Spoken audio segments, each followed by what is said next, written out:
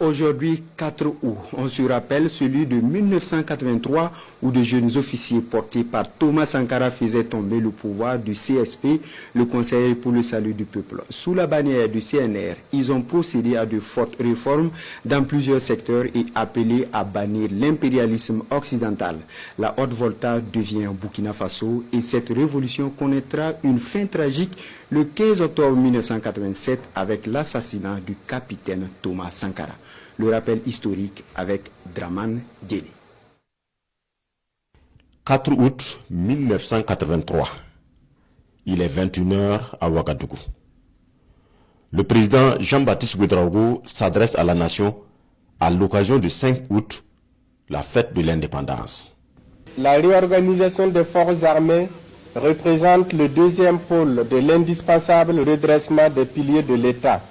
C'était sa dernière adresse à la nation. Sitôt après le discours, des armes crépitent. Des commandos de peau marchent sur Ouagadougou. Le régime du CSP, le Conseil pour le salut du peuple, est renversé après seulement 8 mois 27 jours de règne. Le pouvoir se retrouve désormais entre les mains de jeunes officiers, Blaise Compaoré, Jean-Baptiste Lengani, Henri Zongo, avec comme leader Thomas Sankara. La même nuit, l'ancien Premier ministre proclame la révolution démocratique et populaire. La rupture est nette. Un ordre nouveau règne sur la Haute-Volta, la révolution à l'africaine. Les révolutionnaires ne sont pas à court d'arguments pour justifier au peuple leur coup d'État.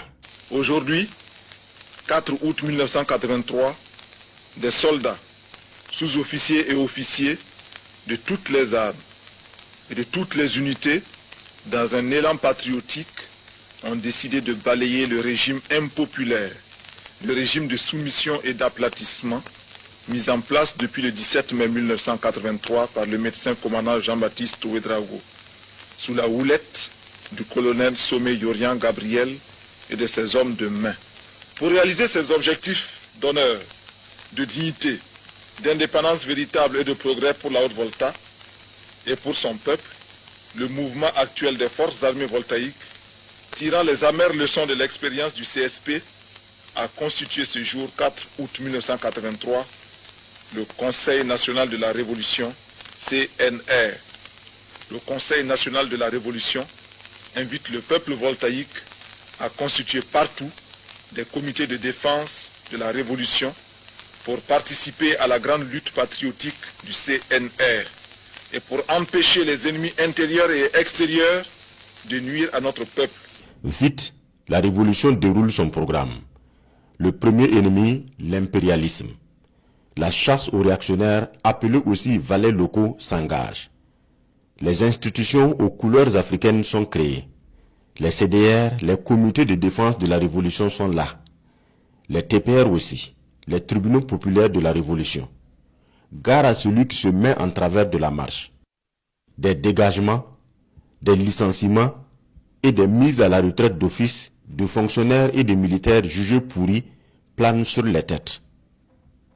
Le pays est en restructuration, soutenu par une forte adhésion populaire.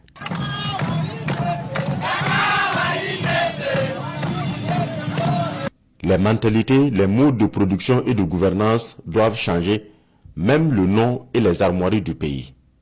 C'est la renaissance de la Haute-Volta.